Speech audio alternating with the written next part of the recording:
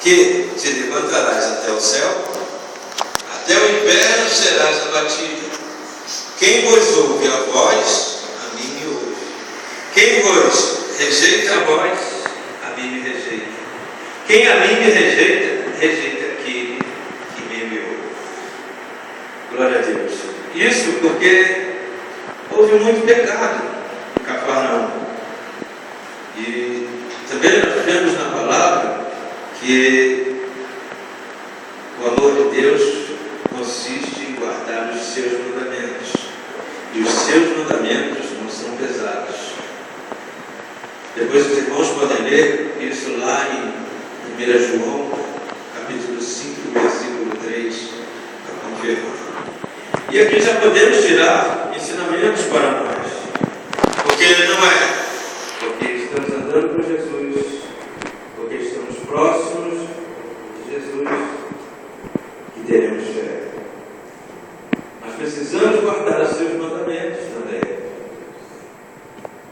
E o personagem desse texto, o centurião, vai nos mostrar isso. E Cafarnaum, por ter sido um centro comercial importante para Roma, convivia sob rigorosa influência do Império Romano.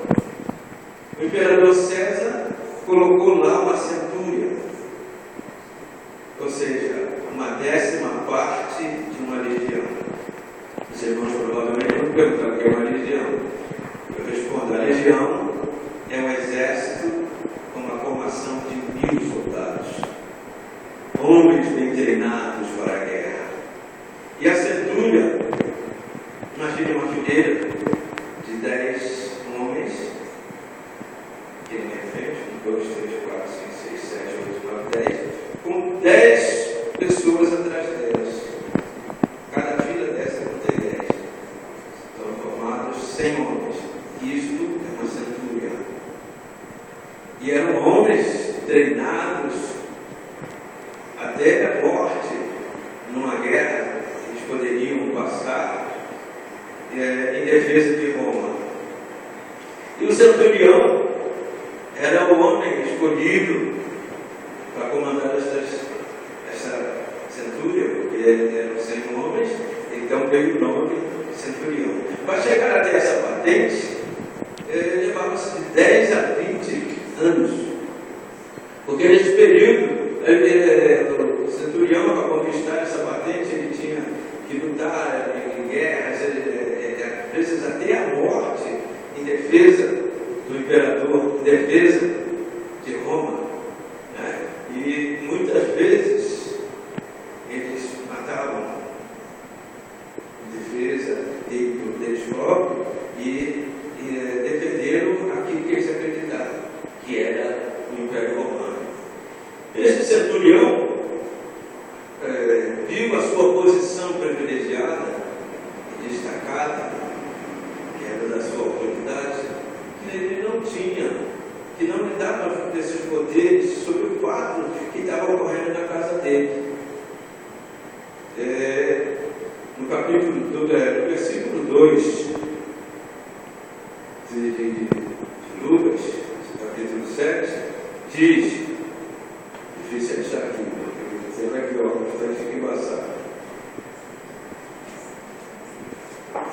Diz que o enfermo, o servo dele estava enfermo, né?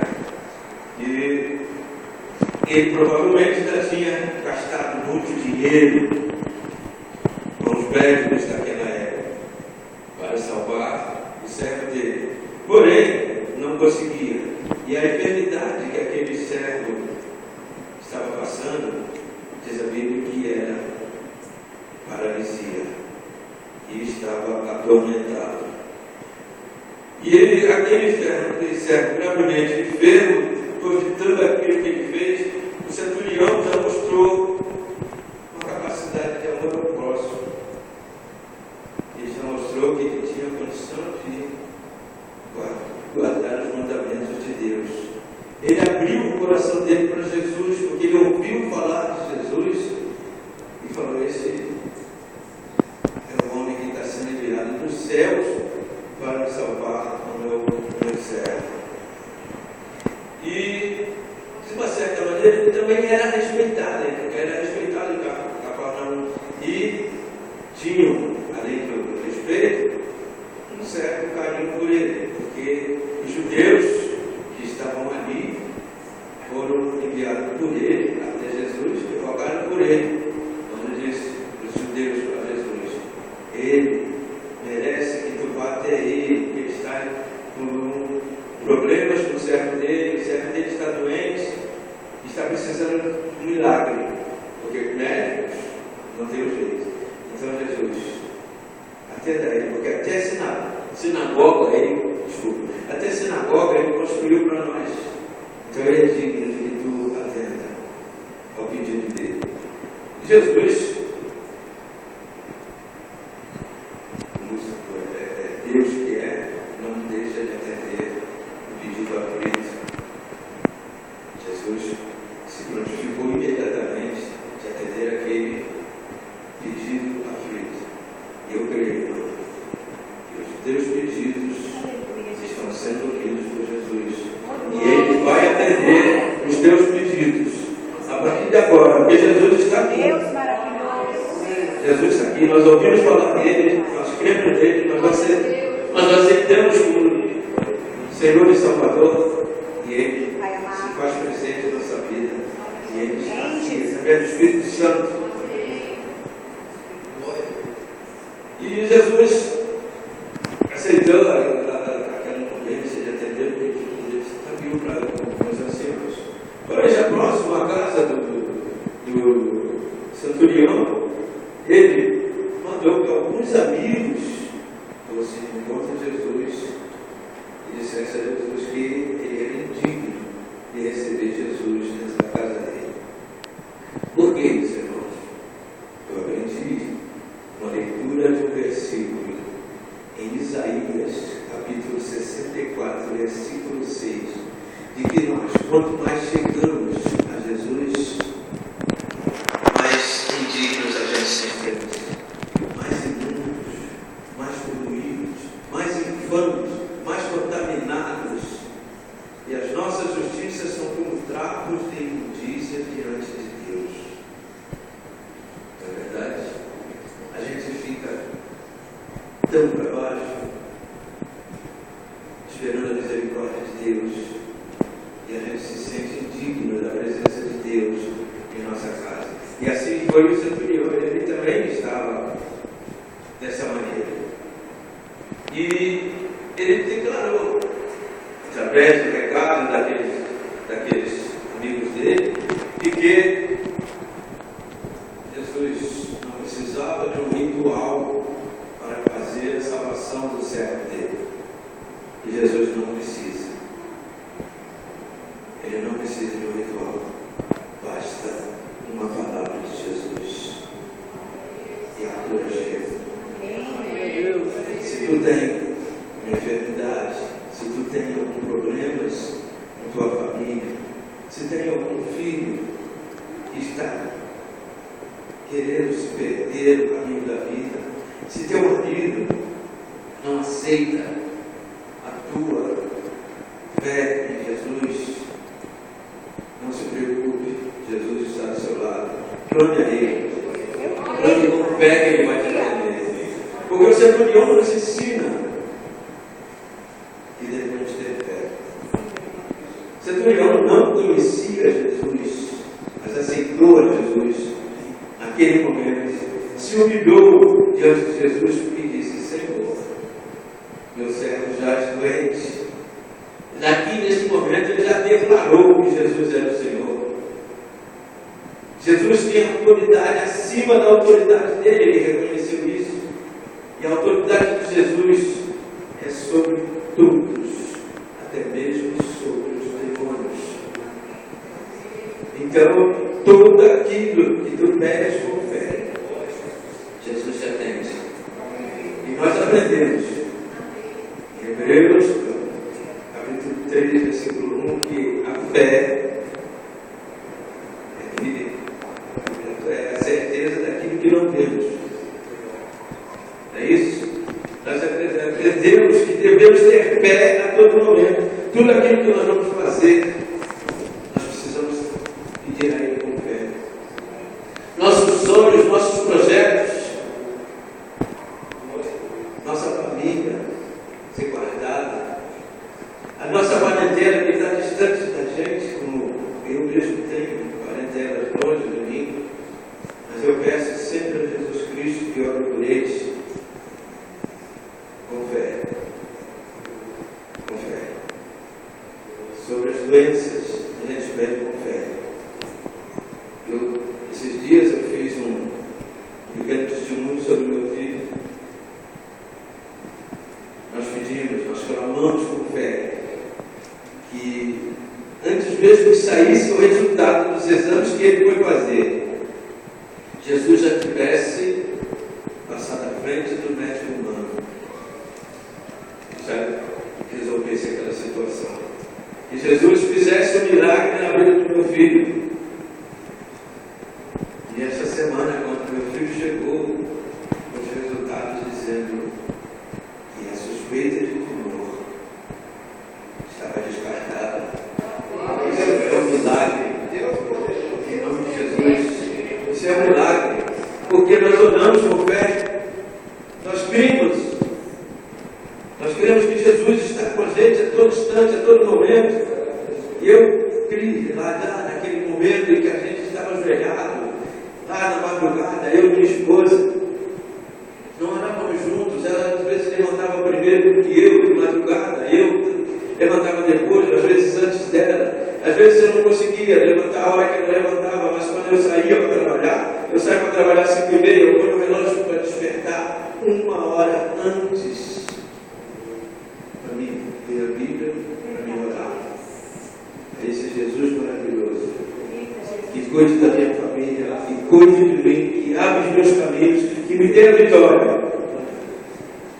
E essa exortação a gente tem aprendido com o centurião, em nome do Senhor Jesus Cristo. E eu creio, irmãos, que você vai ser alcançado por esta vitória. Porque Jesus, quando voltou-se para o povo, ele ficou maravilhado da fé daquele homem. Ele falou: nossa, nem em Israel eu vi tamanha fé. Aquele homem não tinha nada a ver com Israel. Ele era um gentio. Israel era o povo de Deus, era o povo da aliança, era o povo que tinha que ter uma fé igual aquele homem. E aquele homem demonstrou essa fé tremenda para o Senhor Jesus Cristo. E Jesus alcançou a vida dele, salvou o servo dele, em nome de Jesus Cristo. Irmãos, não existe outros deuses a ser louvados. Em nossa boca tem que haver louvor a esse Deus vivo. O nosso foco tem que estar lá no Calvário, porque Ele morreu para nos libertar. Ele aqui, a ressurreição dele, Ele derrotou os inimigos dele. Ele desmascarou os inimigos, nos libertou, nos deu a possibilidade da vida eterna. Então, por que não louvar esse homem que está vivo, que está entre nós? Por que não vamos obedecer ao chamado de Jesus? Por que não, irmãos? Creia somente em Jesus.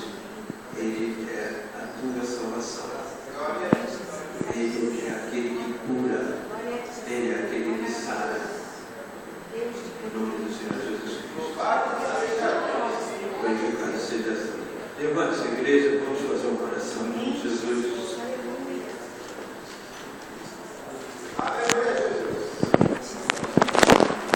Eu tinha preparado um louvor para me cantar. Foram poucas as palavras que Deus me deu. Fernandes, quando nós vimos que não íamos conseguir tocar a canção, ele falou para mim: ore para o teu povo, ore para a tua igreja, ore para os teus irmãos, para os justos. E assim eu quero fazer. Curva tua cabeça, irmãos. Senhor Deus e nosso Pai Todo-Poderoso, a tua igreja, Senhor, está aqui diante de ti. Eu creio, Senhor, que aquilo que tu mandaste eu falar, tudo saiu de acordo com o que o Espírito Santo programou. Tudo saiu de acordo com o que ele estava soprando em meu ouvido. Eu vejo agora, Senhor, formação de alianças. Aliança com o teu povo. Porque eu sei, Deus, que tu és fiel para cumprir aquilo que tu prometeu. E teu povo só espera de ti, Senhor, a libertação, a cura, a salvação, a vida eterna que tu prometeu. Em nome de nosso Senhor Jesus Cristo, Deus, nós estamos presentes, nós estamos prostrados diante de ti, eu e a tua igreja, nos preparando para o retorno de Jesus, porque nós cremos, Pai, nós cremos em teu nome, nós cremos naquilo que tu prometeu, nós cremos que quando Jesus voltar, que quando sermos arrebatados, Senhor, seremos arrebatados para bem melhor. Este mundo não é nosso, Senhor, nós somos peregrinos aqui, Deus, nada que temos aqui nós vamos levar conosco, mas o que temos foi tu que permitiu que usássemos. Por isso, Senhor, nós te agradecemos. Por isso, Pai, eu te peço, Deus, que afaste todo tipo de enfermidade do teu povo. Que estas enfermidades trazidas pelo mal esteja agora caída por terra, em nome de nosso Senhor Jesus Cristo, porque o teu nome, Senhor, que é o nome sobre todos os nomes, me dá o poder de dizer isso, Senhor. Eu te agradeço agora, meu Pai, em nome de Jesus. Amém. Uma salva de palmas para esse Deus.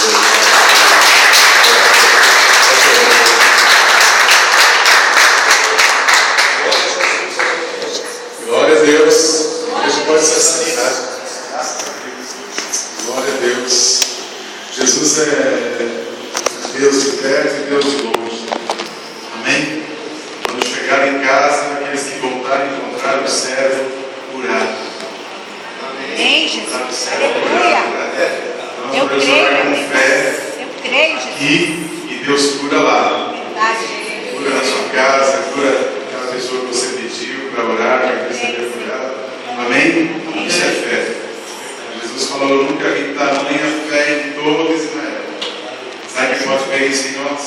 Amém, Jesus. Nunca vi tanta fé na vida da irmã Mandei, Mancebo, irmão Jota, né? Na verdade, íntimo, mas que Deus possa encontrar fé em nossas coisas. Amém, Jesus. No seu coração. Quer agradar a Deus? Tenha fé. Amém. Glória a Deus. É impossível agradar a Deus aquele que não tem fé. Quer agradar a Deus? Viva por fé. Ande por fé. Trabalhe com fé. Viva por fé. Aleluia. Deus abençoe a igreja. Bom, Jorge, parabéns. Tem pastor que não gosta de elogiar, né? Ele não pregou para mim, pregou para a igreja, pregou para Deus. Então, quando eu pregava, queridos, eu tive um pastor que ficava notando os meus erros. E depois ele falava: você errou aqui, você podia ter parado aqui, você gesticulou muito, mexeu muito com a mão. Ele fazia isso. Eu fui me corrigindo, ainda não aprendi. Estou aprendendo, faz tempo isso. Mas ele fazia isso. Pastor Osias, ele era um pastor muito exigente, ele era da presbiteriana, veio para a nossa igreja, e ele não admitia erro de português, ele não admitia nada, ele não queria que segurasse o microfone na mão. O microfone tinha que ficar no pedestal. As igrejas tradicionais não seguram o microfone na mão. O microfone fica no pedestal. E ele falou assim: você não é artista. Quem segura o microfone na mão é artista. O microfone fica no pedestal. Então ele tinha um cuidado, tinha um zelo, ele era exigente demais. E era anotável. Eu não sei como agora eu vou anotar aqui, mas eu queria anotar a mensagem dele. Não estava procurando defeito, não. Glória a Deus por sua vida. Uma mensagem teológica, hein? Vocês viram? Quem sabe quem é esse centurião?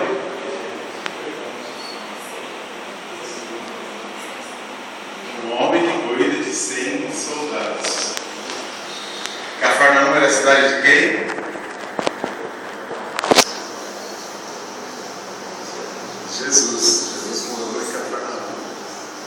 As mensagens teológicas, olha que pensa. Deus abençoe, irmão Jorge. Em nome de Jesus. Vamos agir por fé? A Bíblia diz que a sombra de Pedro curava. Por onde ele passava, a sombra de Pedro curava. O lenço de Paulo curava. Quando você tiver alguém na sua casa precisando de oração, traga roupa, traga alguma peça de roupa para que a gente possa orar. Aquela pessoa vai ser liberta, vai ser curada, vai ser salva em nome de Jesus. E nós podemos reivindicar essa palavra que foi pregada hoje. Basta uma palavra tua, Senhor. E nós cremos nesse Deus que não mudou e continuou fazendo milagres. Amém? Que Deus te abençoe. Você vai voltar mais cedo da sua casa hoje? Não é verdade? Podemos terminar o culto? Se alguém quiser oração, irmão Ademir, você pode orar com a gente, irmão Agnaldo.